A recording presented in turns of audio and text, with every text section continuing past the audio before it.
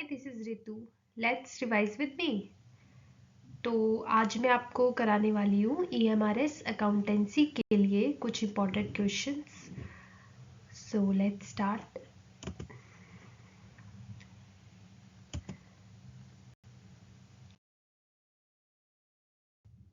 So the first question is, in which year book building was introduced in India? 1995, 1985, 2005, 2003. So the correct answer is 1995. So जो book building की सबसे पहली guidelines थी वो 12 अक्टूबर 1995 को दी गई थी और फिर उसके बाद इसमें रिविजन्स टाइम के साथ आती गई। बुक बिल्डिंग क्या होता है? ये एक सिस्टमैटिक प्रोसेस होता है, जनरेट, कैप्चर, रिकॉर्ड किसको? इन्वेस्टर्स की demand for shares. Let's move to the next question.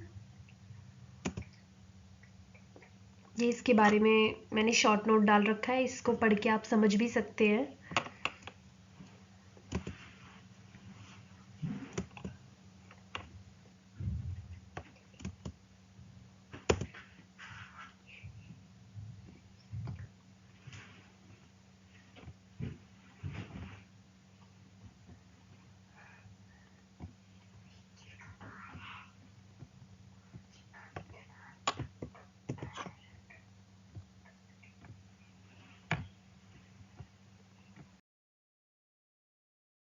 The second question is, identify the correct order of accounting process. सब जानते हैं अकाउंटिंग प्रोसेस का क्या करेक्ट ऑर्डर होता है, ठीक है? तो क्या सबसे पहले रिकॉर्ड करते हैं? Record, classify, identify? नो, सबसे पहले रिकॉर्डिंग तो स्टार्ट करेंगे नहीं। सेकेंड वन इज इंटरप्रिटेशन, मतलब हमारे पास डेटा तो है ही नहीं और इंटरप्रेट करने लग जाओ। No, this is wrong. Third one is identify, तो सबसे पहला जो प्रोसेस होता है अकाउंटिंग का वो होता है आइडेंटिफाई करना, then record, classify, summarise and interpretation. ये करेक्ट लग रहा है मेरे को। डी देखते हैं, आइडेंटिफाई, फिर समराइज करना, इंटरप्रिटेशन करना, recording, classifying. No, this is wrong. सबसे पहले हम आइडेंटिफाई करते हैं, फिर रिकॉर्ड करते हैं, उनको क्लासीफाई करते हैं, कैटेगरी वाइज डिवाइड करते हैं, समराइज करते हैं एंड देन इंटरप्रिटेशन करते हैं। So the correct answer is identifying, recording, classifying, summarising, interpretation.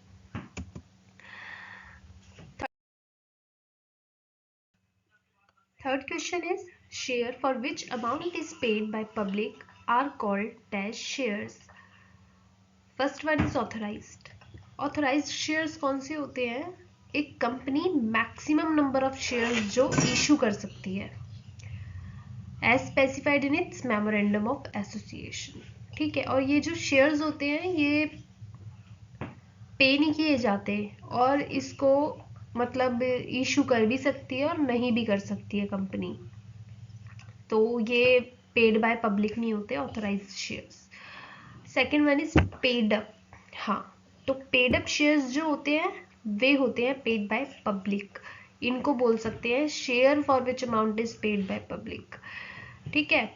ये जो अमाउंट होता है has been paid by the shareholders to the company, और कंपनी क्या करती है? मनी रिसीव कर सकती है और इसको यूज कर सकती है फॉर बिजनेस पर्पसेस, ठीक है?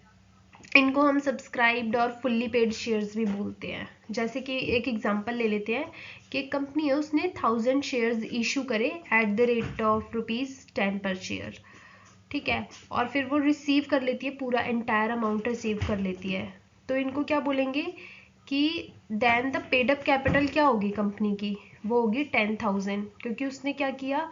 1000 शेयर 10 रुपए के हिसाब से इशू करे हैं, ठीक है? तो कंपनी की पेड अप कैपिटल जो हुई वो हुई 10,000 rupees. So the answer is paid up.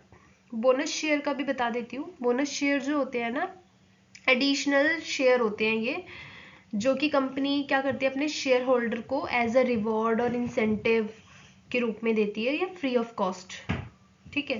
तो बोनस शेयर होते हैं। ऑल ऑफ दी अबव तो हो ही नहीं सकता इसका answer, paid up is the correct answer. ये पेड अप शेयर्स के बारे में शॉर्ट नोट है, इसको आप रीड कर सकते हैं।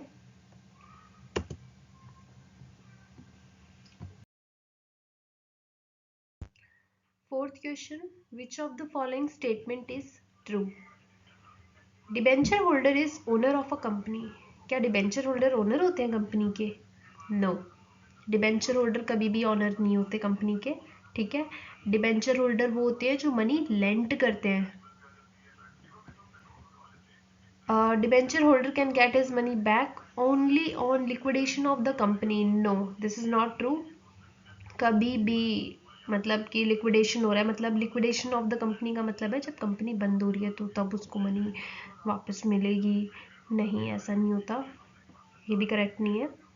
A debenture issued at discount can be redeemed at premium, ये करेक्ट है, क्योंकि जो डिबेंचर्स होते हैं वो मार्केटेबल सिक्योरिटी होती है, एक टाइप का लोन होता है, ठीक है, जो कि इशू किया जाता है बिजनेस के द्वारा या फिर किसी अदर ऑर्गेनाइजेशन के द्वारा, ताकि वो मनी को रेज कर सके लॉन्ग टर्म एक्टिविटीज के लिए, ठीक है, या अपनी कंपनी की ग्रोथ के लिए, और उन पे इन्हें एक फिक्स्ड रेट ऑफ इंटरेस्ट मिलता है, तो वो रिडीम भी कर सकते हैं प्रीमियम पे डिबेंचर होल्डर, ठीक है। Last one is a debenture holder will receive interest from company only if company makes profit. ऐसा कुछ नहीं होता कि जब कंपनी को प्रॉफिट होगा तभी उनको इंटरेस्ट मिलेगा। डिबेंचर होल्डर्स अपना इंटरेस्ट लेते ही लेते हैं, चाहे प्रॉफिट हो चाहे लॉस हो। So the correct answer is a debenture issued at discount can be redeemed at premium.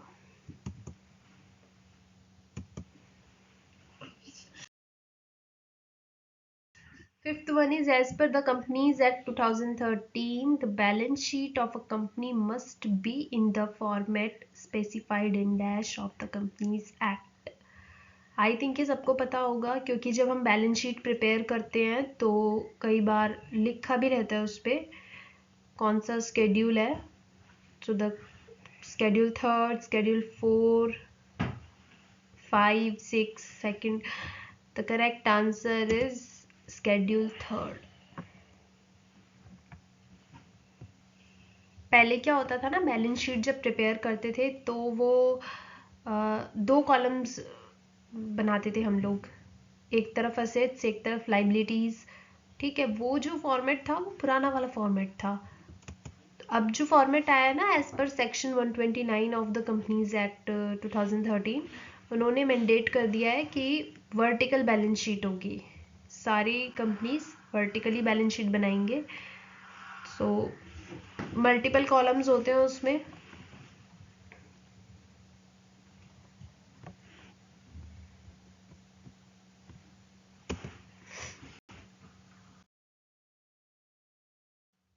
Sixth one is the slogan. ये जो है क्वेश्चन, ये एकदम लेटेस्ट है, अभी रिसेंटली ये स्कीम आई थी, गवर्नमेंट ने प्रमोट की थी।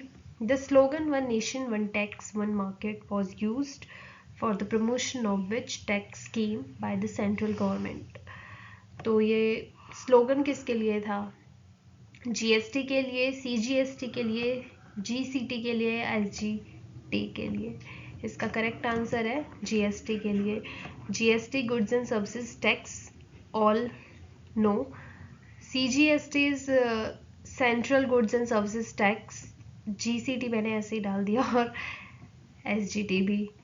सो the correct answer is goods and services tax. ये जो स्लोगन आया था ये यूज किया गया था ताकि गुड्स एंड सर्विसेज टैक्स को प्रमोट करे। 1 जुलाई 2017 को आया था ये।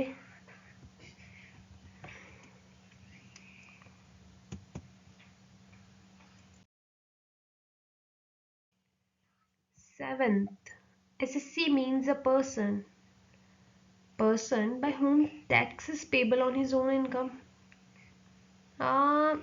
वो अपनी इनकम पे तो देता है टैक्स, बट नॉट, इसका मतलब ये नहीं है by whom tax is payable on anybody's income। ये तो बिल्कुल ही नहीं हो सकता, क्योंकि वो किसी और की इनकम पे टैक्स क्यों देगा। ठीक है। By whom any tax or any other sum of money is payable under income tax act. No, this is also not correct. Who is liable to pay any sum or in respect of whom any proceedings have been initiated under income tax act. Yes, वो liable होता है पे करने के लिए कोई भी sum जो जिस रिस्पेक्ट में वो मतलब इनकम के रूप में रिसीव कर रहा है, ठीक है। और लाइबल है मतलब क्राइटेरिया होता है ना इनकम टैक्स का, हर कोई पे नहीं करता ना टैक्स। टैक्स रेट के स्लैब्स होते हैं, कौन एलिजिबल है, लाइक 2.5 लाख तक कोई भी इनकम पे नहीं करेगा। अभी जो रिसेंट टैक्स स्लैब रेट्स आए हैं, ठीक है, देखा जाए तो एक क्राइटेरिया होता है कि इतने तक कोई भी टैक्स पे नहीं करेगा जिसकी इनकम 2.5 लाख या उसके नीचे है। अगर 2.5 लाख से 5 लाख तक है तो उसको 5% टैक्स देना पड़ेगा। 5 लाख से 7.5 लाख है तो उस पर 10% टैक्स देना पड़ेगा। तो ऐसे हर कोई लाइबल नहीं होता, क्राइटेरिया होता है उसका अपना। This is the D option is correct. 8th is an example of a production overhead would be production overhead. तो जो प्रोडक्शन ओवरहेड है उसको हम मैन्युफैक्चरिंग ओवरहेड भी बोलते हैं। इनको factory overhead, factory burden, production overhead ये सब बोलते हैं। ये क्या इन्वॉल्व करता है, कंपनी की मैन्युफैक्चरिंग ऑपरेशंस को, ठीक है। मतलब कंपनी के मैन्युफैक्चरिंग ऑपरेशंस को करने में क्या क्या कॉस्ट लग रही है डायरेक्टली और इनडायरेक्टली, तो इसमें हमेशा इनडायरेक्ट कॉस्ट ही ऐड की जाती है, ठीक है। इसका एग्जांपल्स हम ले सकते हैं जैसे कि डेप्रिसिएशन, रेंट, प्रॉपर्टी टैक्स, ठीक है। लेकिन वो मैन्युफैक्चरिंग फैसिलिटीज़ पे ही होना चाहिए, डायरेक्ट में होगा तो नहीं लगेगा, इनडायरेक्ट कॉस्ट में आता है ये सारा, ठीक है। इक्विपमेंट हो गया, उसका मैन्युफैक्चरिंग इक्विपमेंट है, उस पर डेप्रिसिएशन है। मैनेजर्स, सुपरवाइज़र हैं, उनका मैन्युफैक्चरिंग फैसिलिटीज़ में उनके ऊपर कोई कॉस्ट लग रही है, रिपेयर हो रहा है, मेंटेनेंस है एम्प्लॉयज़ का, किसमें, मैन्युफैक्चरिंग फैसिलिटीज़ में, तो उन पे वो जो सारी कॉस्ट होंगी ना वो सारे इंक्लूड होंगे प्रोडक्शन ओवरहेड में। सो मटेरियल नहीं, ये भी एक डायरेक्ट कॉस्ट है। रेंट नहीं, लेबर कॉस्ट नहीं, supervisory cost is the correct answer of production overhead.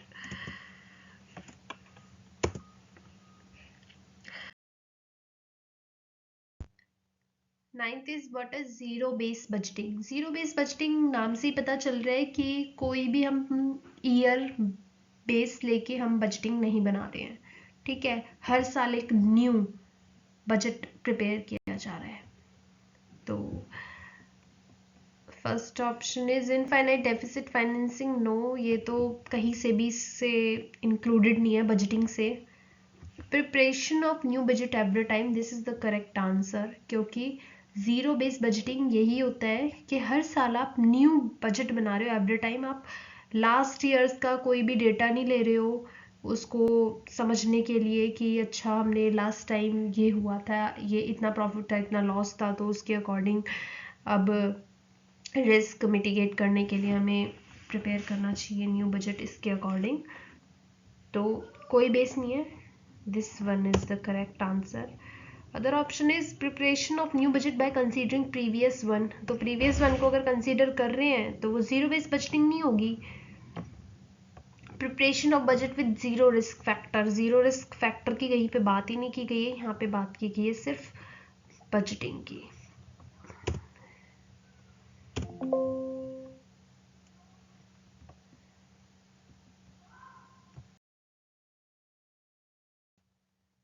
तो लास्ट क्वेश्चन है ये हमारा स्लाइड का। Dash refers to long term planning for proposed capital outlay and their financing.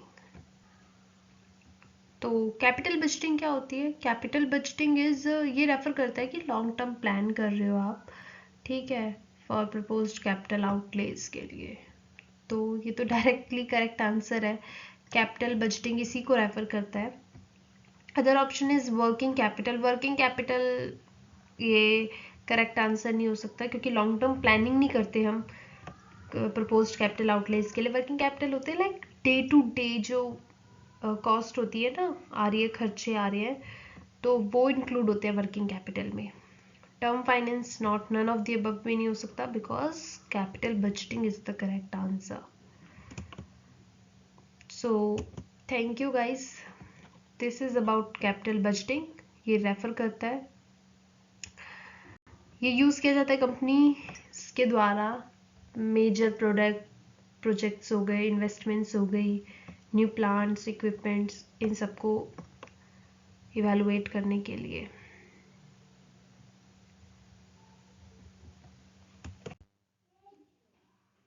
So thank you all, यहाँ तक मेरी video को देखने के लिए।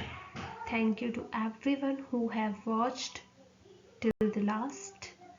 Thank you so much.